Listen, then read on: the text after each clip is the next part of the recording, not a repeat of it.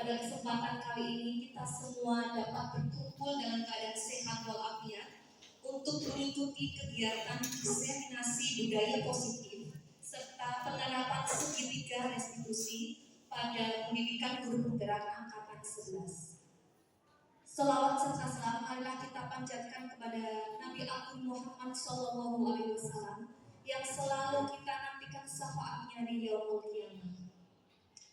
Izinkan saya selaku pembawa acara pada kesempatan kali ini untuk membacakan susunan acara. Yang pertama yaitu pembukaan, yang kedua yaitu sambutan dari Kepala SMK Negeri 1 Selawi, serta yang ketiga adalah acara ini.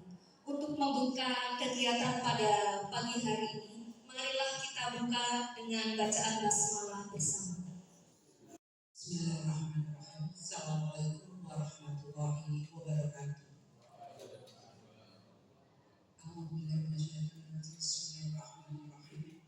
Walatakum minkum mantiyatuna ilal khair wa ya'muruna bil ma'ruf wa yanhauna 'anil munkar wa ulaika humul muflihun. Sadaqallahu.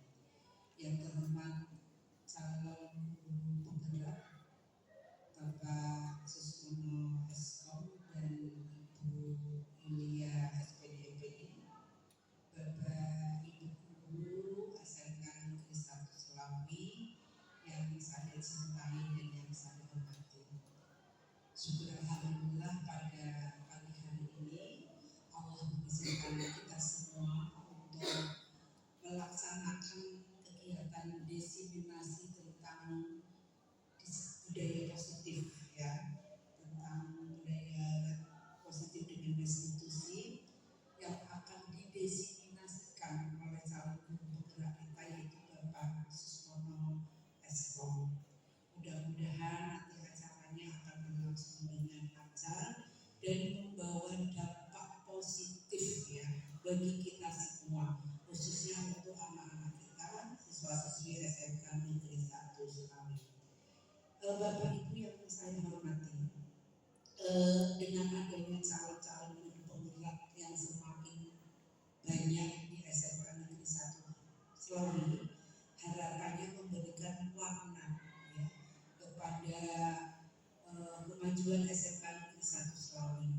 Dan saya mohon Bapak Ibu yang belum menjadi guru penggerak, ya, pertama kali mensupport kepada mereka. Syukur-syukur nanti semuanya jadi guru penggerak, ya. Ini ada pendaftaran angkatan 12 kalau nggak salah, ya. 3 hari lagi, ya. 3 hari lagi mohon Bapak Ibu mendaftarkan diri. Saya yakin tidak ada hal yang percuma. Segala sesuatu pasti kalau kita berpositif thinking pasti ada hal-hal banyak kita banyak manfaat, ya, khususnya untuk anak-anak kita, untuk kemajuan mereka. Karena saya yakin di dalam program-program CGP calon guru penggerak itu banyak hal, ya, yang memberikan kontribusi, ya, yang memberikan pengalaman baru, memberikan wawasan kepada Bapak Ibu guru, membekali Bapak Ibu dalam melaksanakan pembelajaran di kelas khususnya. Harapannya nanti dengan semakin banyaknya guru penggerak di SMK Negeri 1 Selawi, pembelajaran tidak lagi CPSA, catat buku, ya, sampai CPSA, catat buku sampai habis, atau CTL, ya, catat 3 harusnya CTL, contextual teaching learning, harusnya begitu. Artinya apa? Pembelajaran yang kita sampaikan itu berdasarkan konteks, ya, apa yang terjadi di lingkungan kita. Walaupun kurikulumnya sama, misalkan katakanlah negosiasi, ya, negosiasi tentang apa? Oh, yang ada di lingkungan kita, misalkan kalau SMA mau negosiasi dengan muslim, bagaimana caranya dengan kemitraan. Kemudian misalkan saya ngomongnya bahasa Indonesia karena mapel bahasa Indonesia, karena saya biasanya bahasa Indonesia. Kalau saya ngomongnya nanti PKJ malah jadi salah, ya. Mending saya patuh sesuai dengan yang bidang saya. Misalkan prosedur kompleks, ya, bagaimana langkah-langkah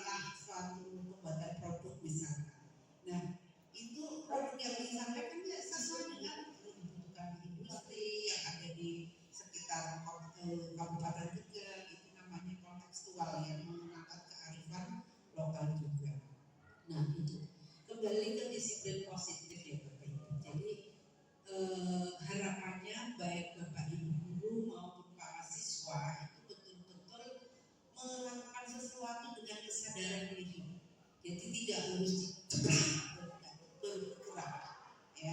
Oh ini kok pasnya langsung bergerak, ya tanpa ada komando. Nah, itu namanya ada kesadaran diri. Dan kalau toh namanya saja anak-anak ya, anak-anak biarpun anak-anak bagaimanapun ya tetap anak-anak. Artinya apa? Masih perlu pengawalan, masih perlu dirangkul. Kalau dulu mungkin saya masih teringat betul. Saya lupa ini terus terang baik Batu. Ya saya itu dalam hal eksak itu nol. Makanya saya bercita-cita mudah-mudahan suami saya untuk memperbaiki keturunan. Ya jadi saya dapat satu eksak. Apa namanya itu bapak gitu. Yang satu waktu itu zaman masih nasional matematikanya 100 memang. Yang satu 97,75 hanya salah satu. Alhamdulillah nurut bapak ya. Tapi nek ora isinan nurut ibu gitu. Karena bapaknya lebih malu-malu. Tapi itulah hidup untuk saling melengkapi. Nah, jadi berkaitan dengan disiplin positif Bapak. Kalau dulu terus terang tadi saya matematikanya dirapat 45 bagaimana. Tapi kalau IPS ilmu sosial dari 99 ya memang sudah dari sananya kali ya. Saya untuk ilmu sosialnya begitu. Jadi itu. Namun saya tetap terus belajar.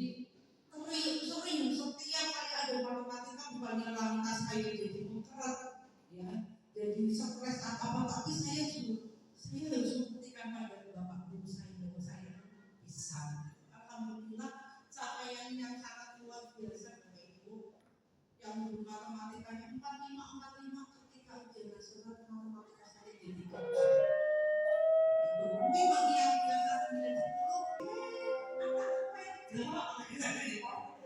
Pak Guru saya bisa melalui bapak tadi saya KKN. Jadi kesan di sekolah itu bukan kesan waktu itu loh ya. Kesannya oh ya itu betul-betul memacu kita gitu. Tapi ya apa namanya semua orang kan beda-beda ya. Ada yang mungkin 15-30 sudah jarang. Nah kemarin saya baru pulang 4 persis paling awal lah. Mohon Bapak Ibu tadi jadi suasana kelas jangan lagi ceramah lah. Bapak Ibu itu fasilitas kalau beri pemantik kepada anak-anak.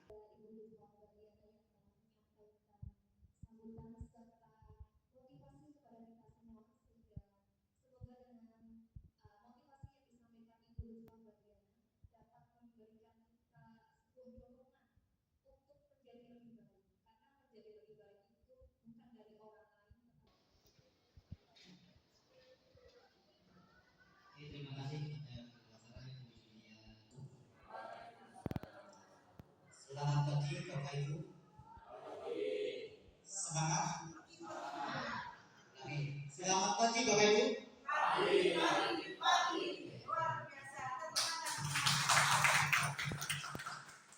Terima kasih yang terhormat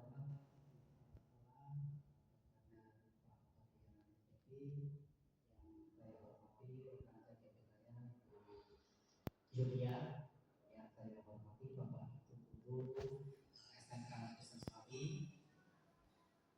Pada kesempatan hari ini yang nanti akan saya sampaikan mengenai sub dari budaya positif dan juga segitiga restitusi ini. Saya ucapkan terima kasih sekali yang sudah hadir.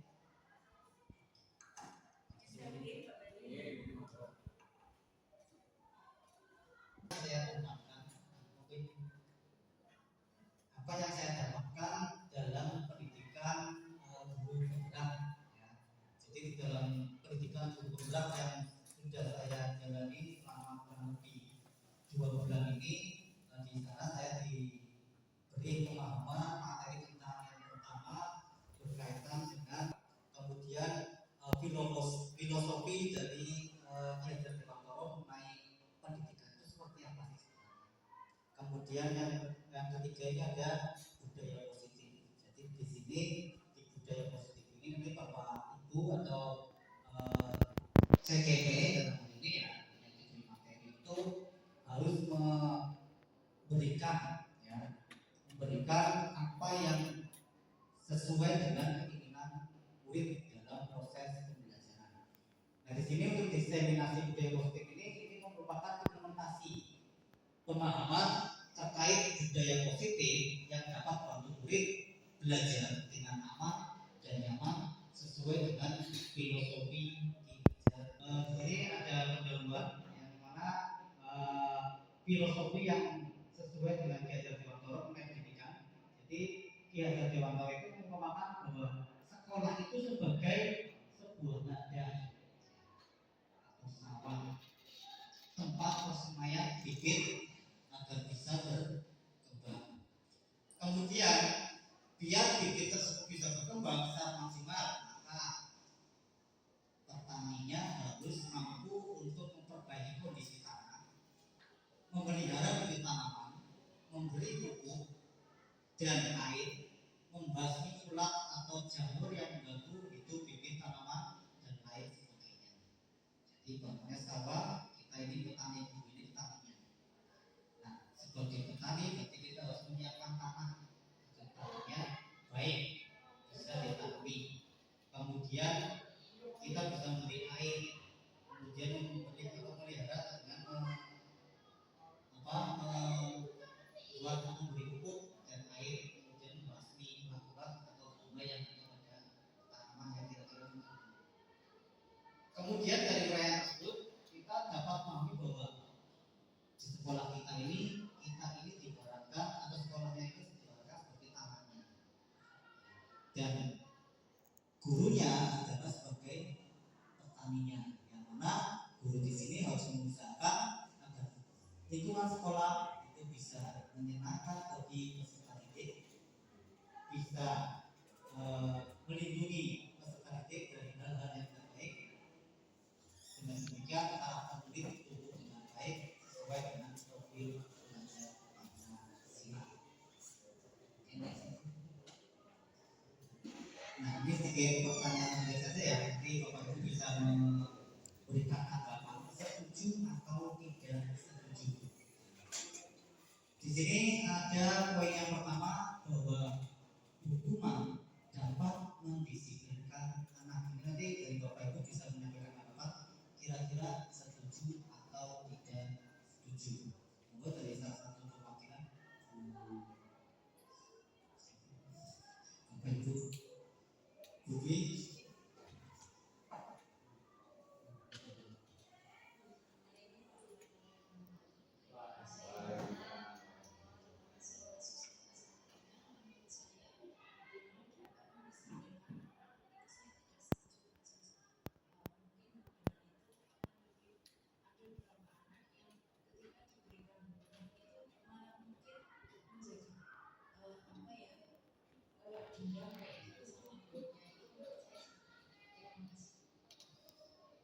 Terima kasih untuk Bu Tri. Jadi ada benar atau salah ya? Ini yang kita baca. Satu lagi dari Pak Agus untuk Pak Budi.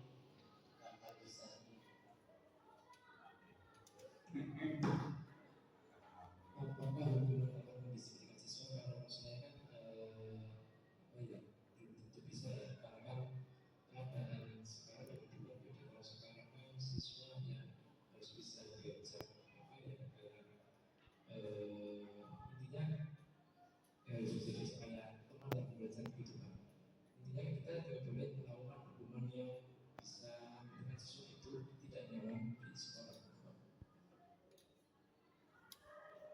Terima kasih Pak Budi dan Bu Dwi. Ini nanti kita lihat jawabannya seperti apa sambil kita bahas. Kemudian yang kedua, ini ada kemudian hukuman dengan hal positif meningkatkan disiplin anak. Kemudian hukuman dengan hal positif meningkatkan disiplin anak. Untuk sama-sama saja nih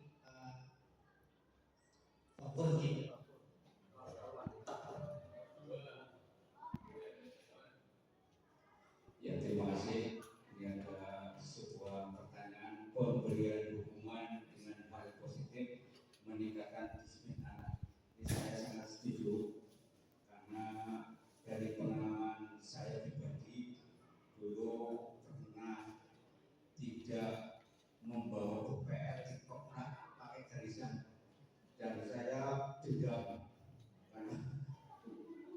kayak melinggir tidak sama gurunya.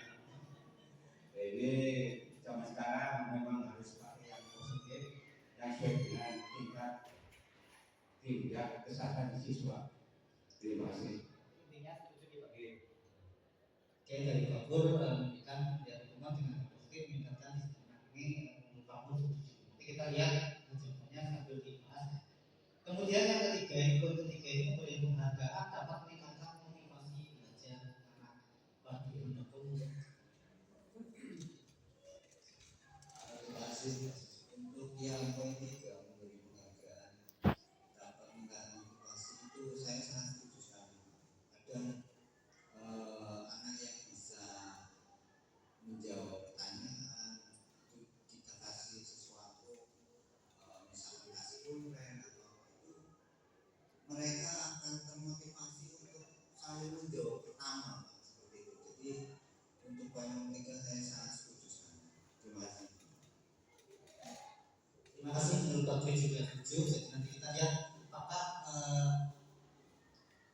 tanggapan dari Bapak Ibu mengenai poin-poin ini setuju atau tidak setuju. Nanti kita coba lihat ketika sudah menerima materi atau saya jelaskan materi tentang positif dan segitiga restitusi. Nanti Bapak Ibu bisa memberikan gambar sendiri kira-kira apa benar poin-poin ini mewakili atau sesuai dengan pikiran Bapak Ibu setuju atau tidak setuju. Untuk di nah, ini yang pertama kita coba untuk membahas mengenai definisi dari disiplin sendiri. Disiplin di sini berasal dari bahasa Latin, ya, disiplina yang artinya belajar disiplin diri membuat orang memiliki potensi menuju sebuah tujuan apa yang dia hargai.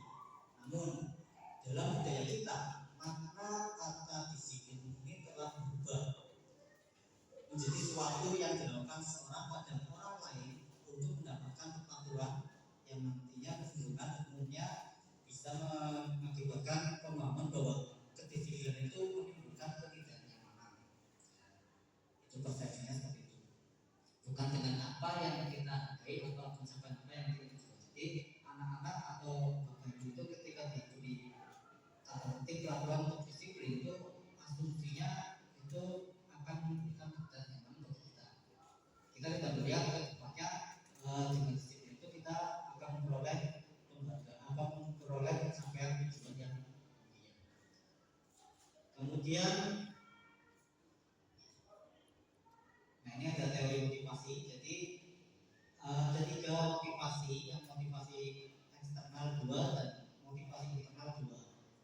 Yang pertama untuk menghindari ketidaknyamanan atau hukuman ini biasanya kita berpikir apa yang akan kita lakukan atau apa yang akan terjadi jika kita menolak atau jika kita tidak melakukan.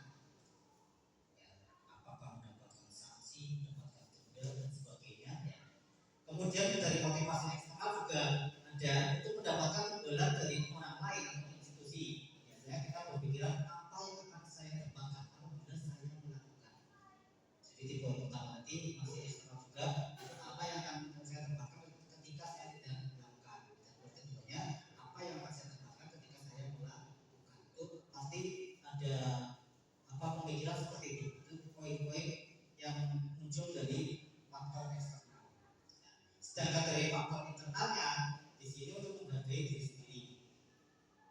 Saya akan menjadi orang yang seperti apa proses saya, kalau saya bisa melakukannya, saya akan menjadi orang seperti apa kalau saya bisa melakukannya.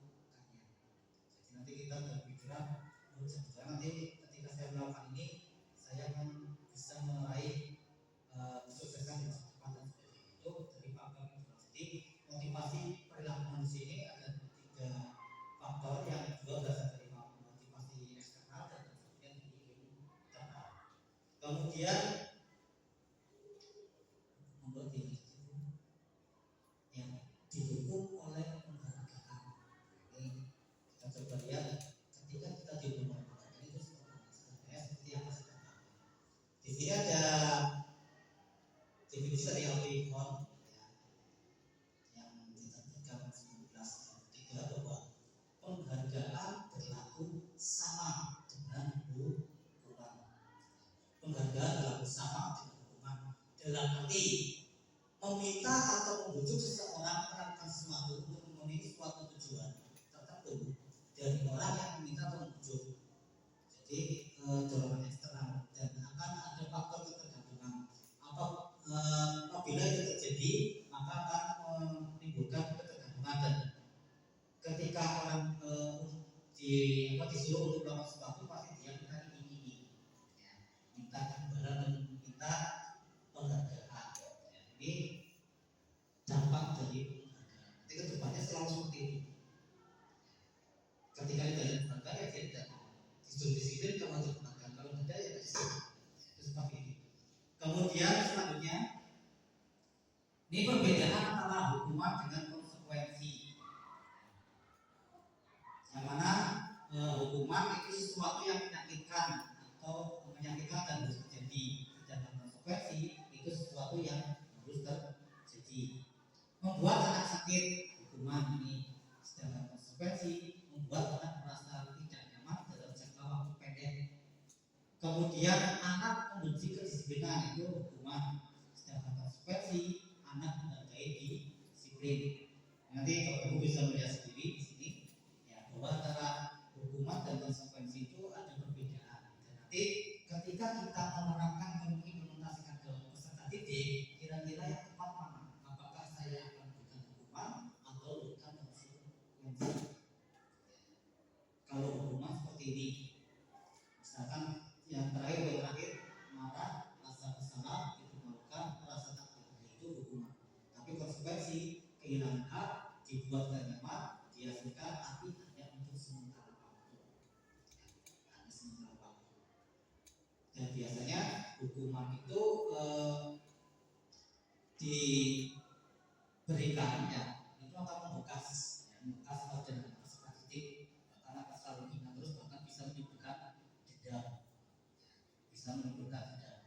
Dan hukuman ini biasanya tidak sesuai dengan apa yang dilanggar oleh peserta didik atau yang diberi disiplin tersebut. Contoh misalkan dia terlambat datang ke sekolah, hukumannya disuruh lari ke lapangan, itu hukuman. Tapi kalau misalkan konsekuensi, contohnya dia terlambat sekolah, datang ke sekolah misalkan jam 7, jam 6.45 sampai sini, dia datang jam 7. Kasih konsekuensi misalkan sesuai dengan peraturan berarti mungkin bisa diberi karena Anda sudah terlambat, konsekuensinya berarti kedepannya harus lebih awal lagi misalkan. Jadi masih satu jalur, tidak beda jalur, berarti terlambat diberi suruh mutar ke lapangan lagi. Kalau konsekuensi kan masih satu jalur, mutar berangkatnya dipercepat lagi. Misalnya yang tadinya 6.45 tidak bisa, saya juga 6.30 masih satu jalur. Itu konsekuensi. Contohnya seperti itu. Ya, lanjutnya.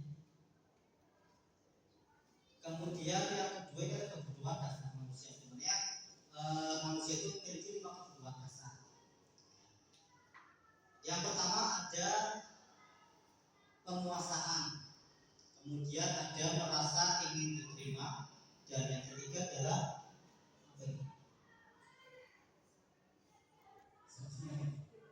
kebebasan ya, kebebasan, penguasaan dan merasa diterima atau merasa ingin dicintai atau ingin diberi kasih sayang. Untuk kebutuhan dasarnya di sini ada posisi kontrol ya, yang bisa kita terapkan kepada peserta didik atau mungkin ke anak ya. Kira-kira kita bisa memberikannya yang posisi yang apakah sebagai hukum, membuat orang merasa bersalah, sebagai teman, pemantau atau manajer. Nanti kita lihat di sini sebaiknya kita pakainya yang mana. Yang pertama di sini ada hukum. Nah, di sini contohnya adalah menghakim, menunjuk, ya, kemudian menyindir, menyakiti. Kemudian guru berkata di sini, kalau kamu tidak melakukannya, awas ya. Contohnya. Kemudian hasilnya apa dari yang kita berikan? Anak akan berontak, menyalahkan orang lain, bahkan masih sering untuk menutupi kesalahan. Ya. Karena takut seperti itu ya. Kemudian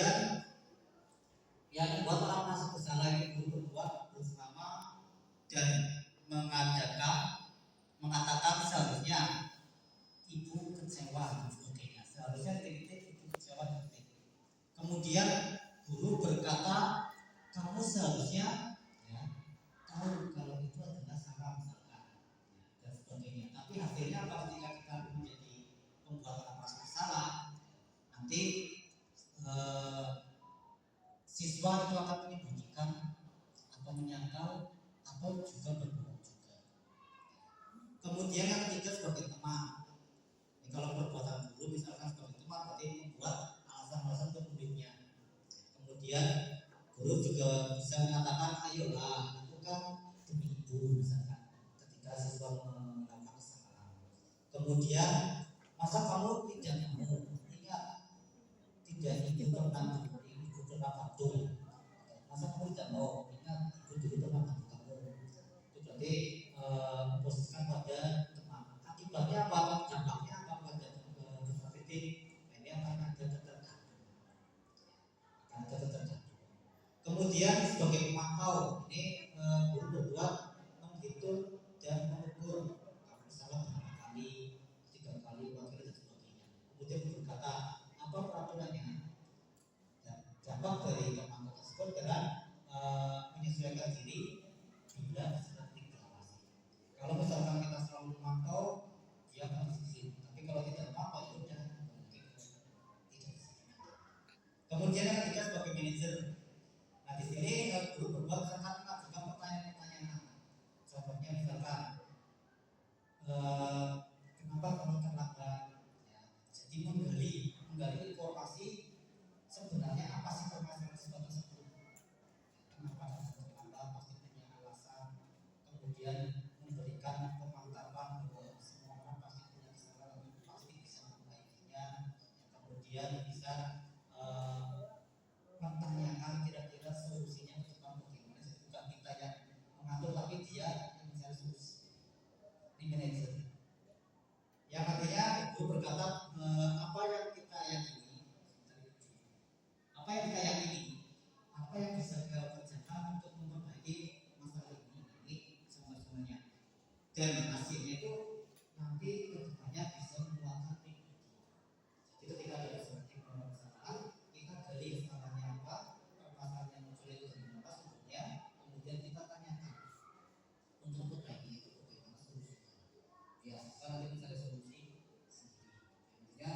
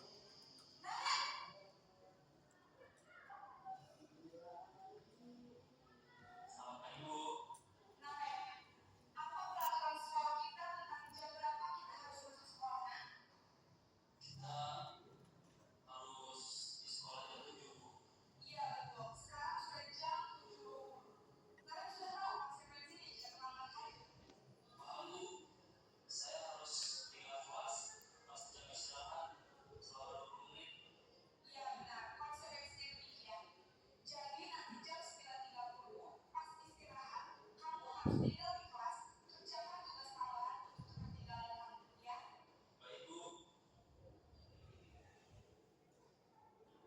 pemantau mengandalkan penghitungan atau data untuk mengontrol murid. Guru mengarahkan murid berdasarkan peraturan dan konsekuensi. Seorang pemantau menunjukkan bahasa tubuh dan ekspresi wajah yang datar dan cenderung formal.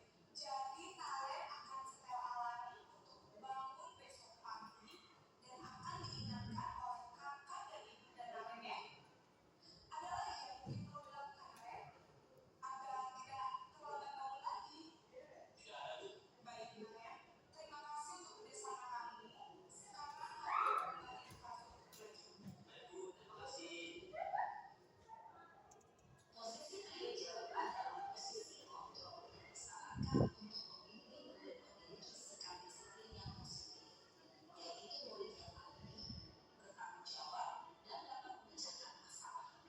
Tujuan dari posisi ini adalah agar murid dapat berefleksi atas tindakannya. Guru akan dengan terus memberikan pertanyaan-pertanyaan bermakna, sehingga membuat murid dapat belajar dari kesalahannya dan mencari sebuah solusi untuk menyelesaikannya. Ibu dan Bapak Guru hebat, setelah mengamati adegan kelima posisi kontrol tadi, kira-kira posisi mana yang paling ideal? Posisi mana yang dapat menunjang motivasi intrinsi murid? Ya, tentu posisi manajer. Posisi ini memang posisi ideal yang ingin dituju setiap pendidik.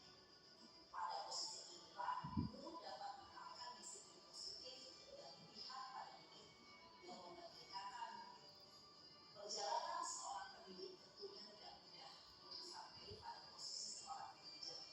Namun, tujuan kita pasti, yaitu menciptakan murid-murid yang mandiri, merdeka, dan bertanggung jawab. Semoga penggambaran 5 posisi kontrol yang telah diperlihatkan ini dapat menjadi ajang refleksi bagi kita semua, agar dapat terus mengasah dan menerapkan disiplin positif yang memerdekakan murid. Mari terus berlatih dan bersemangat. Selamat menerapkan. Salam dan bahagia, Ibu dan Bapak Guru hebat.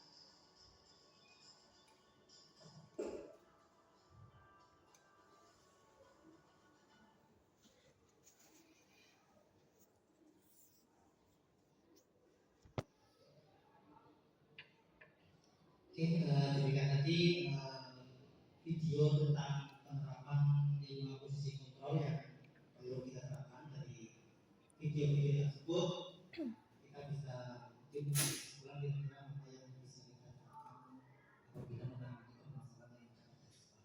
Kalau berbeda dari disangka, kita harus bisa menjadi guru yang menerapkan posisi sebagai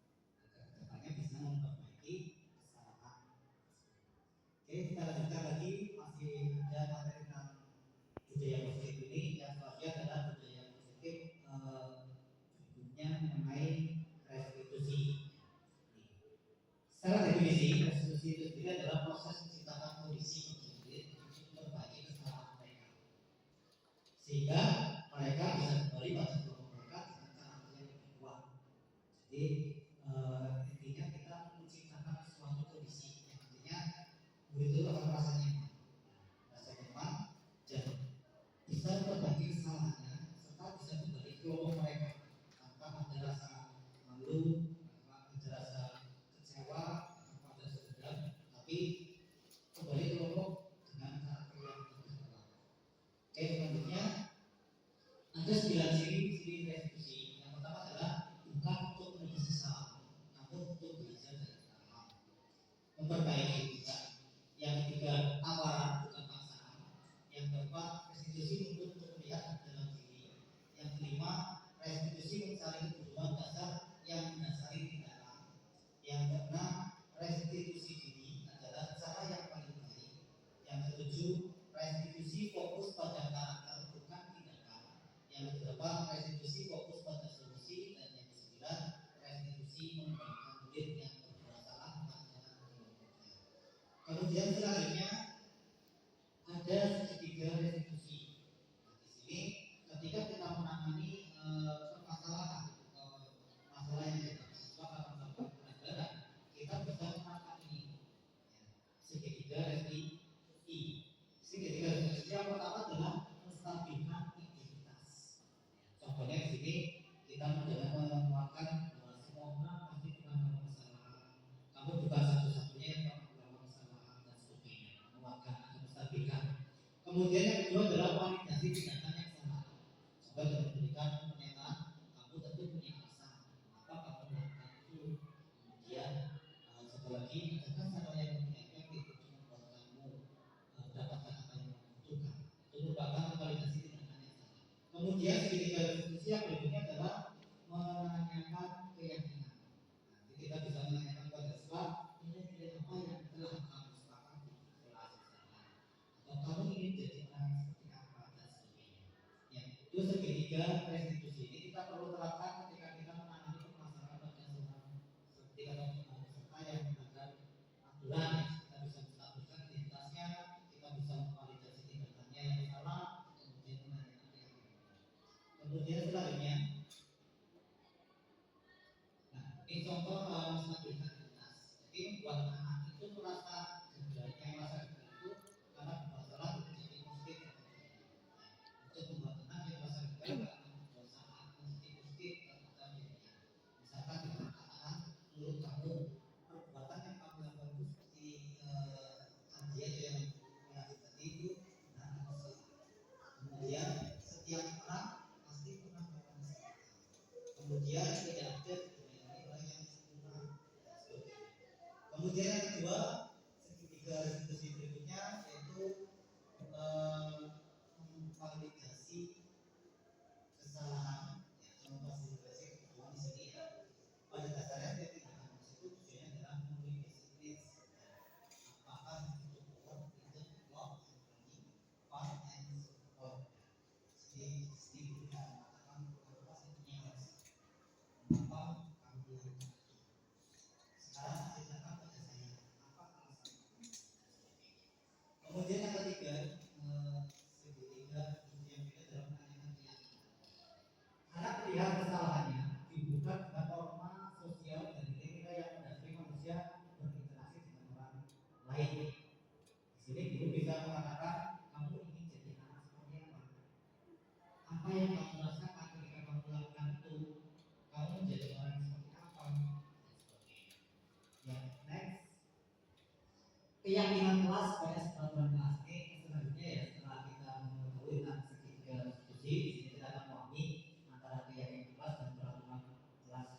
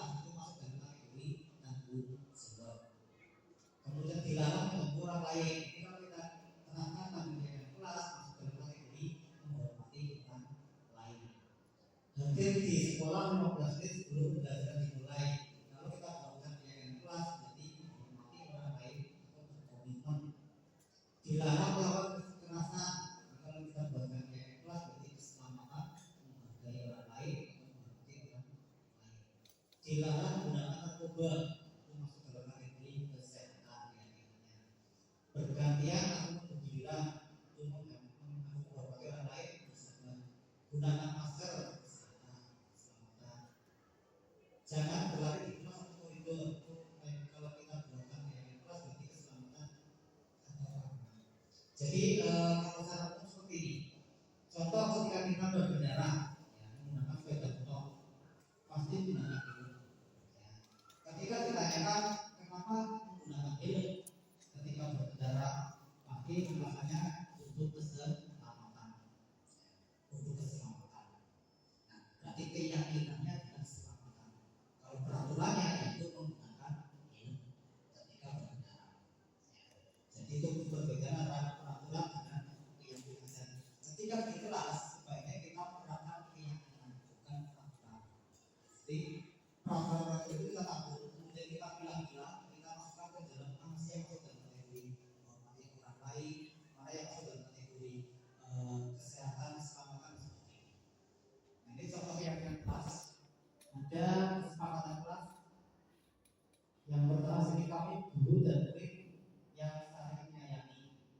Kemudian kami murid yang semangat belajar, kami yang peduli dengan kemampuan.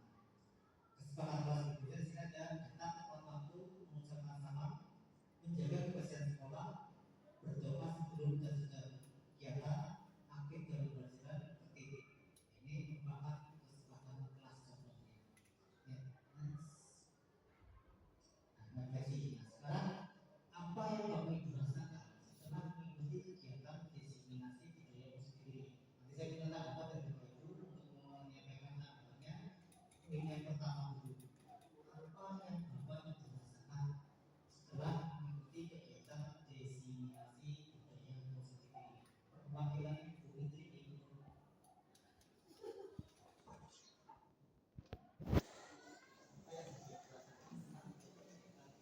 Terima kasih Pak Sus.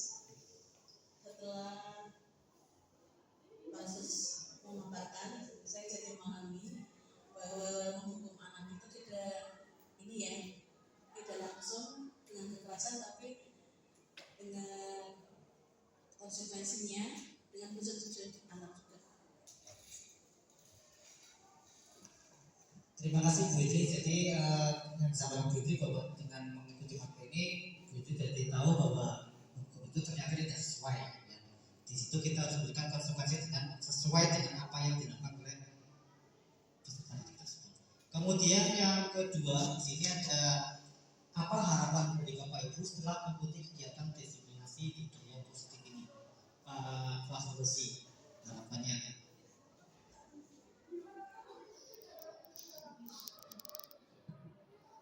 Ya, terima kasih. Assalamualaikum warahmatullahi wabarakatuh. Menurut saya harapan setelah mengikuti kegiatan ini ya, alhamdulillah banyak manfaat, banyak ilmu yang kita bisa dapat di sini.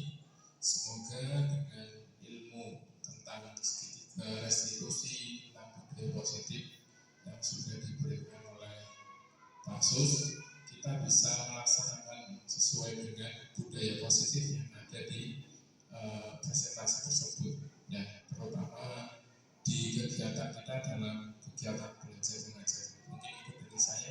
Terima kasih. Wassalamualaikum warahmatullahi wabarakatuh. Oh ya, harapannya.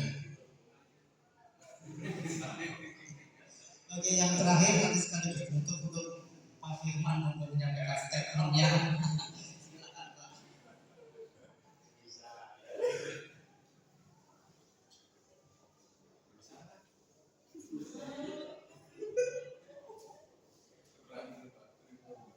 Dua-duanya Pak.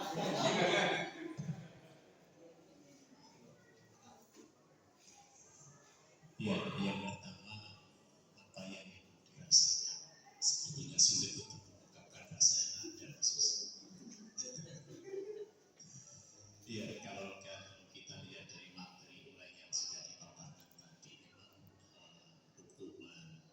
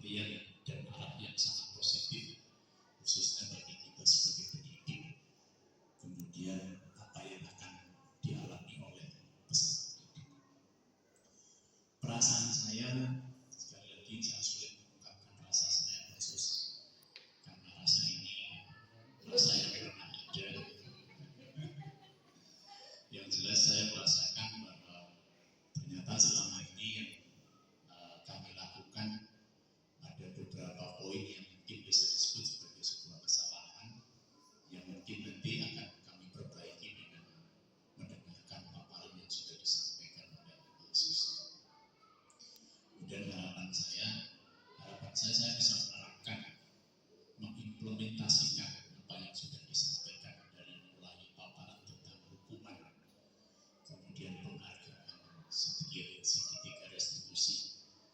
Harapannya bisa diimplementasikan yang dapat berdampak positif pada diri saya sebagai pendidik, juga berdampak positif pada peserta didik. Itu saja yang bisa saya sampaikan, Mas. Terima kasih. Oke, terima kasih Pak Firman, Pak Fauzi, dan Bu Idri yang telah menyampaikan refleksinya mengenai apa yang dirasakan dan apa yang akan dilakukan setelah mengikuti diseminasi untuk